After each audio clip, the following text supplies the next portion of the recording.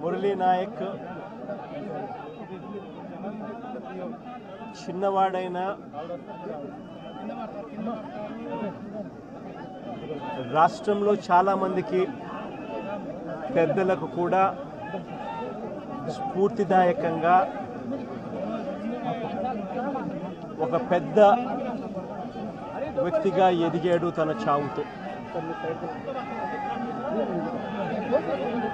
భారతదేశం కోసం తాను పోరాడుతూ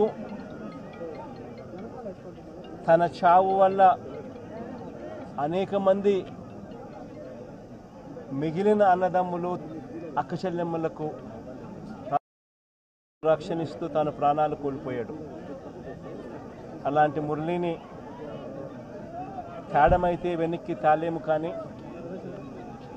కానీ మురళి చేసిన త్యాగానికైతే మాత్రం ఆంధ్ర రాష్ట్రంలో ఉన్న ప్రతి ఒక్కరం కూడా మురళికి ఇప్పటికీ కూడా రుణపడే ఉంటాం. రాష్ట్ర ప్రభుత్వం మొట్టమొదటిసారిగా ఏ జవాన్ చనిపోయినా కూడా ఆ జవాన్లకు ఇటువంటి ఘటనలో ఏదైనా కానీ ప్రాణాలు కోల్పోతే, దేశం కోసం పోరాటం చేస్తూ ప్రాణాలు కోల్పోతే 50 లక్షల రూపాయలు ఇచ్చే సాంప్రదాయం మొదలుపెట్టింది వైఎస్ఆర్సీపీ ప్రభుత్వ హయాంలో మొదలుపెట్టినందుకు చాలా సంతోషపడతా ఉన్నాం. ఆ సాంప్రదాయాన్ని కొనసాగిస్తూ ఇప్పటి ప్రభుత్వం కూడా 50 లక్షల రూపాయలు మురళి కుటుంబానికి ఇవ్వడానికి ముందుకొచ్చినందుకు ఈ ప్రభుత్వానికి కూడా కృతజ్ఞతలే. పార్టీ తరపు నుంచి అన్ని రకాలుగా మురళికి అండగా తోడుగా ఉంటాం. పార్టీ తరపు నుంచి ఒక 25 లక్షల రూపాయలు